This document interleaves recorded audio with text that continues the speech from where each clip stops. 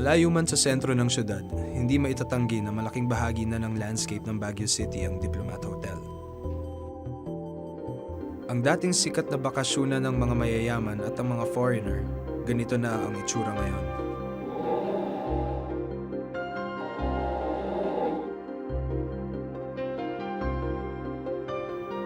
Bagamat tila na pag-iwanan na ng panahon, bakas pa rin ang gara ng hotel. Kitang-kita ito sa eleganteng architecture. Pero ngayon, iba na ang dahilan kung bakit dinadayo ito ng mga turista. Lalo na raw sa tuwing kumakagat ang dilim.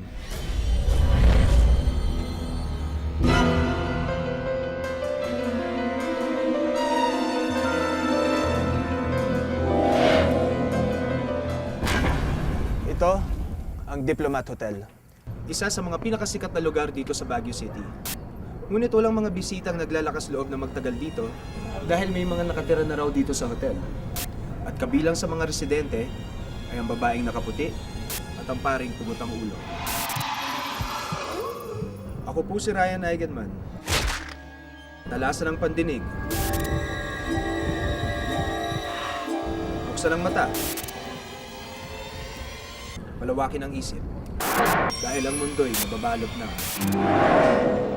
misteryo.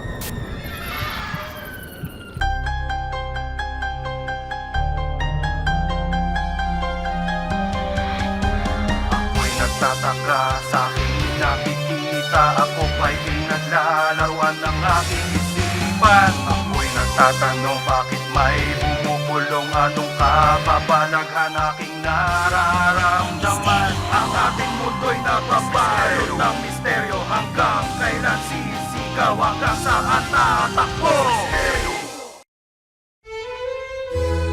Noong panahon ng mga Amerikano, 1911 yon, yung mga Order of the Dominican Friars, bumoto sila para mag-construct ng isang bahay bakasyonan dito sa Baguio City.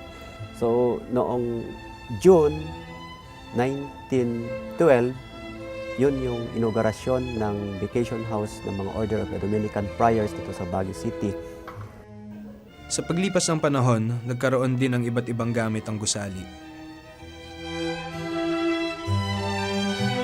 Naging saksi na ito sa maraming kasaysayan ng syudad.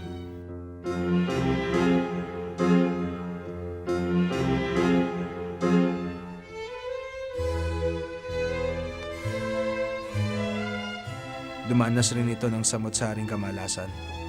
Magmula noong na-construct siya as Dominican Convent, tapos ginawa siyang evacuation site noong Japanese or World War II, naulit siya noong carpet bombings. During the term of President Diosdado Macapagal, itong Dominican Hill was converted into a Diplomat Hotel. Pero ang katanyagan ng hotel ay nasira nang maganap ang isang trahedya.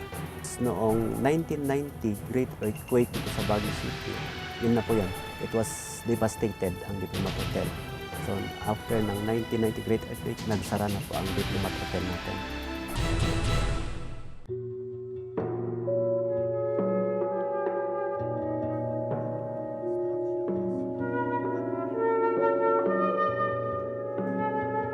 Sa dinami-dami ng mga namatay dito sa Dominican Hill or Diplomat Hotel, well, hindi po natin maiiwasan sa mga espekulasyon, ang dami-daming mga hindi natin maipapaliwanag, kunyari mga multo-multo.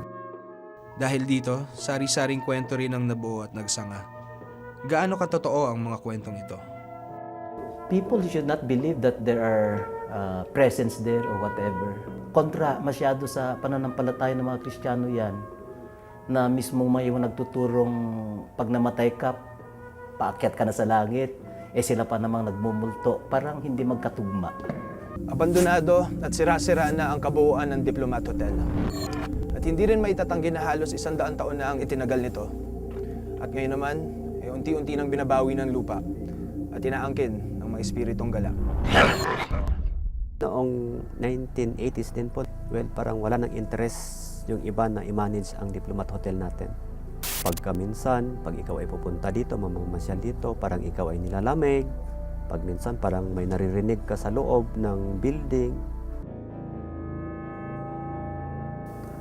Alam po ng taga Baguio, maraming mga multo dito.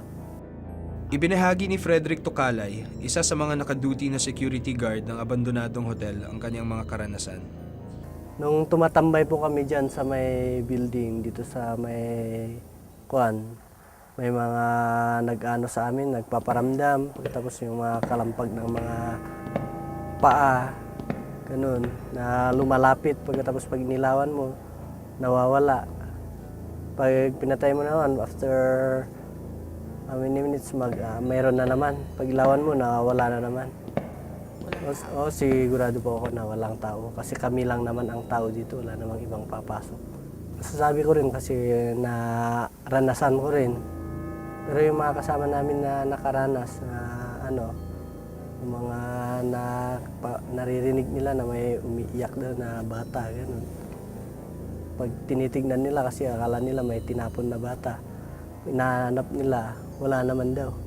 Marami na pong gwardiya na nag-guard dito pero yung mga iba na takot, ayaw nila, nagpalipat, gano'n. Marami din daw ang nakakakita at nakakarinig sa yabag ng paa ng babae sa hagdan. Ayon pa kay Frederick, may mga pagkakataon ding hindi lang nakikita o naririnig ang mga kakaibang nilalang. Minsan, nananakit pa raw. Sabi niya, matanda daw na yung nanakal sa kanya. Nakita niya. Matanda, sabi niya. Isa sa mga pinakakinakatakutan lugar dito sa Baguio City ay ang Diplomat Hotel. Dahil pinapamugaran daw ito ng mga multo. May basihan nga ba na ituring ito isang horror hotel? Pero bago ang lahat, tanong natin, totoo nga ba ang mga multo? Para sagutin ang ating katanungan, kasama natin si Mr. Adam Reyes from the Vito Group. Kahit anong gawin pang pag-rationalize or kahit pag-philosophize, dadating pa rin sa punto na meron at merong kabilang buhay at merong mga multo. They exist. At meron din naman kasabihan ng Pilipino na minsan gumagawa lang tayo ng sarili nating multo. At para patunayan yan, kasama naman natin si Mr. Roderick Cipriano, isang instructor ng philosophy sa St. Louis University. It's either it is the perception that is distorted or the conception of what we perceive. Totoo yung nakikita mo, pero yung pag-isip mo dun sa nakikita mo, mali. Sirs, ask na. Good evening, Sir Frederick. Sir Roderick, to si Frederick Tukalay. Siya ang night security dito sa Diplomat Hotel. So, kayo po ang mag-guide ng tour namin. Yes, sir. Sige, pasukan na natin yung hotel. Ang Diplomat Hotel ay may 3 palapag. Sa unang palapag, matatagpuan ang lobby, 2 inner courtyard na may fountain at grand staircase paakyat sa 2nd floor. 19 na kwarto ang matatagpuan dito sa 2nd story. Sa 3rd floor naman, ang roof deck. Una kong lilibutin ang ground floor ng hotel. Sabi nila noon yung kwento nila, kasi yung mga hapon na pinatay noon, dito lahat daw tinambak dito sa sa area na to, sa lobby. Okay. Kung yung impression pag-uusapan, maraming impressions na nakadeposit dito.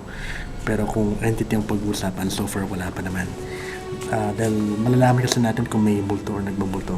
Magkakaroon ng energy fluctuation yung mga electronic device, including yung mga lights. Okay. So far, wala pa naman. Alright. Sunod kong pinasok ang mga abandonadong kwarto ng hotel.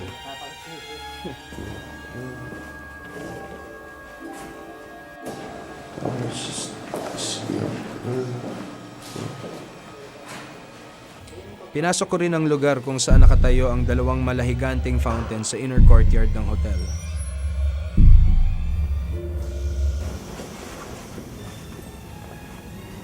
It's a pretty freaky area. So far, naglalakad-lakad tayo. Dito pa lang tayo sa ground floor and ako personally, wala pa naman akong nararamdaman na paranormal vibe or whatever. It's naturally maginaw kasi nasa Baguio na tayo, so hindi ko ma-differentiate kung meron akong kilabot ng multong nararamdaman or ginaw lang talaga yun ang Baguio. So, sa next Pero step, simula pa lang ito ng aming paglilibot sa sinasabing haunted hotel. Kaya sunod kong pinuntuhan ang lugar na ayon sa night guard na si Frederick ay may madalas na nagpaparamdam. So, anong klaseng mga tunog yung naririnig mo? Yung parang apak ng paa ba? Minabuti kong imbestigahan ang sinasabing lugar.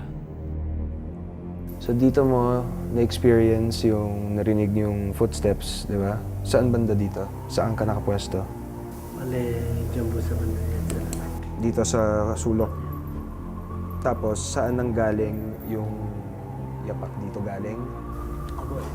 Dito banda. So dyan ang galing, papunta dito.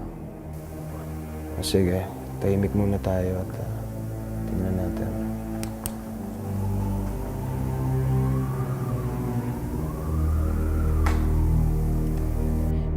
Iba't ibang aparato ang daladala ni Adam para ma-detect kung may paranormal entity nga sa aming kinalalagyan. So, explain na ano tong glass bottle mo? This one is a miniature version of the kinetic bell. Now, if you'll notice, may pendulum sa gitna. Now, if there is an entity or kung may multo within the vicinity, dapat kusang gumalaw siya. The silver compass or the navigation compass, hindi basta-basta na-distort yung polar orientation yan. It will take a very powerful electromagnetic force to distort the polar orientation. Pero negatibo pa rin ang mga resulta base sa mga aparato. Pinagpatuloy ko ang pag-i-inspeksyon sa lugar.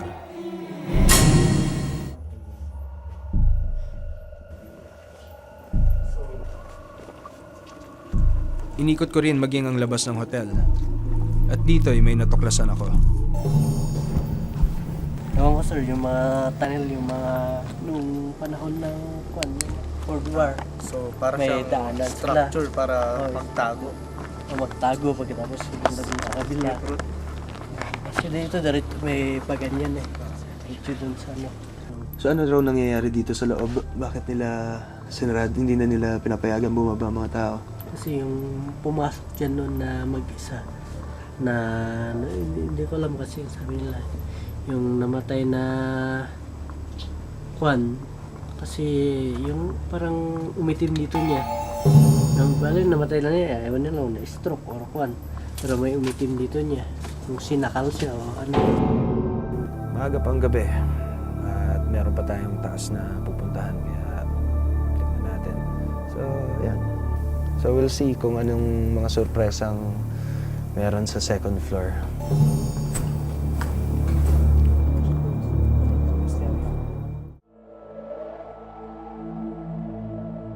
Since tapos na tayo mag-explore dito sa baba, lilipat na naman tayo sa taas. And then we will be using this staircase na kung saan sinasabi ng mga ibang bisita ay nakaka-experience daw sila dito ng image ng babae na naka-green na bumababa dito ng hagdanan na nagmamadali. Sinimulan kong ikutin ang second floor ng lumang hotel.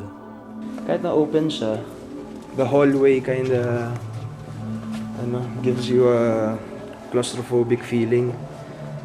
Manipis yung hallways, tapos ang dami rin pasikot-sikot sa hotel na to. Nag-deteriorate na yung design ng walls, kaya yung dating simento niya ngayon, parang nagmumukha na lang, parang, di ba, kanya-kanyang nicho. Now we're here in the rooftop of the hotel. Medyo open space nga siya at sinasabi na dito raw banda sa taas nagpapakita yung pare na walang ulo.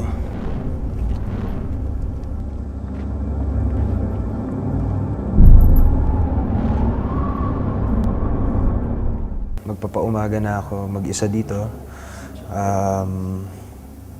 The staff and the crew are all gonna leave bababa, lalabas na rin si Adam, so si Roderick and the guard. So, baka sakaling may possibility magpakita kung hindi gaano karaming tao. Napili kong magpalipas ng gabi sa isang kwarto sa second floor. Nandito tayo ngayon sa kwarto kung saan daw nagpapakita yung White Lady tuwing takip silim. Sabi, dumudungaw daw siya dito sa bintanang to.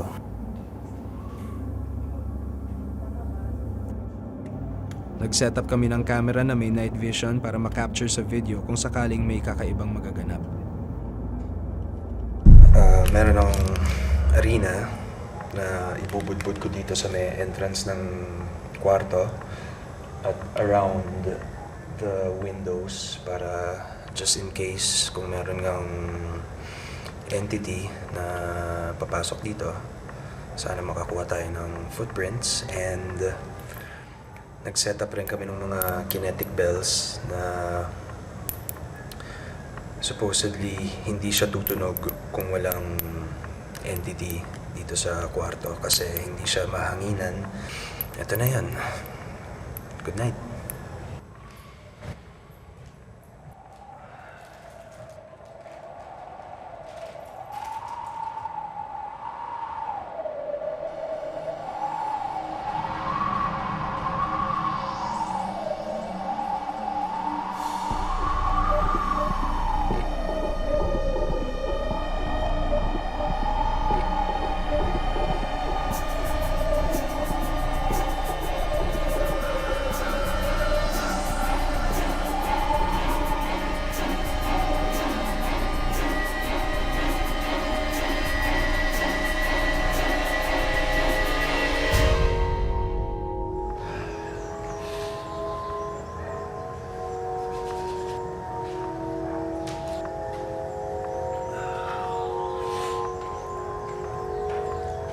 Sa isla, wala naman akong na-experience na kakatakot. Wala akong naramdaman na nagpakita, pero hindi ko masasabi ng lahat hanggat hindi natin na pre-preview yung tape. So, tingnan muna natin kung ano mga nangyari dito. Wala naman disturbance. Flower by the entrance. There's no disturbance here. Ito naman by the window. Siguro ang pinakagrabing nakuha ko na sa experience ito ay sipon. Dahil sobrang ginawa. Sa aming nakuhang video habang natutulog ako sa kwarto na di umano'y pinagpapakitahan ng White Lady ng diplomat, wala kaming napansin na anumang kakaiba. Morning, Adam, Roderick. Kamusta naman? How's the night? Hindi naman ako nakaramdam ng agrabyado that would, prevent me to sleep. Sa mga nakita naming ebidensya at mismong naranasan sa loob ng Diplomat Hotel, iisa ang naging pasya ng aming mga eksperto. Ano yung explanation niyo for the White Lady na sumisilip sa bintana? White Lady in the window was nothing but interplay of light. At that point, yung sinasabi nilang nakakita sila ng lady na parang sumisilip, that's actually the time na nag-evaporate yung heat from the ground. At the same time, that's when the cold is setting in.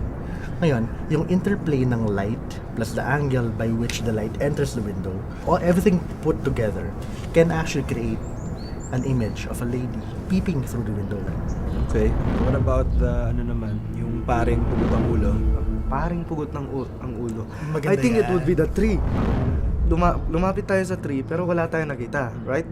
But when we went down on the second floor, I was looking at the tree. So, ang dami palang abstract figures sa tree. So, kung in the middle of the day or of the night siguro, kung medyo maliwaliwanag pa ng kaunti, especially kung yung clouds is may cloud doon na puti, and you look upwards, talagang magkakaroon talaga ng pattern ng tao na parang nakasabit.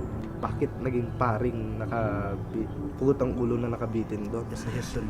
Sa tingin ko, it would be historical. Ingrained na sa kanila yung kwentong yon.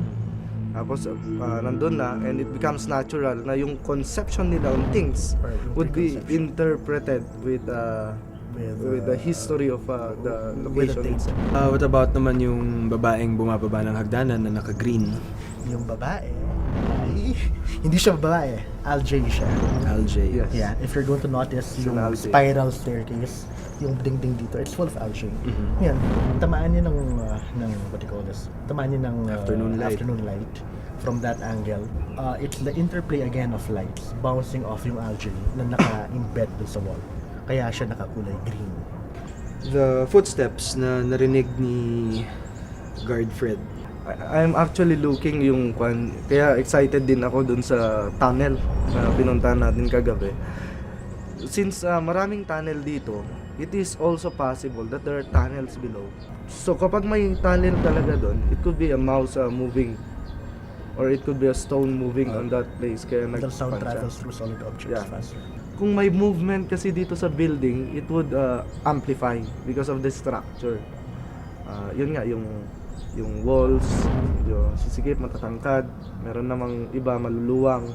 So talagang nag-a-amplify siya. Ano ang explanation natin dun sa pinaka-physical manifestation dun sa isang guard na sinakal, supposedly? Yung phenomenon yan is actually across the country. It's referred to as bangungot. Actually, in Philippine demonology, bangungot is actually a kind of inflow. Why? Pag kumain kayo ng marami bago matulog, maiipit yung internal organs nyo. Mahirapan kayong kuminga, mahirapan kayong mag-distribute ng dugo, ang body nyo, mahirapan mag-pump ang heart, dahil punong-puno yung sikmura ninyo. I tried to prove kung meron nga talaga sa sarili ko, na kung meron nga talagang multo. But hindi ko pa pwedeng ma-prove eh.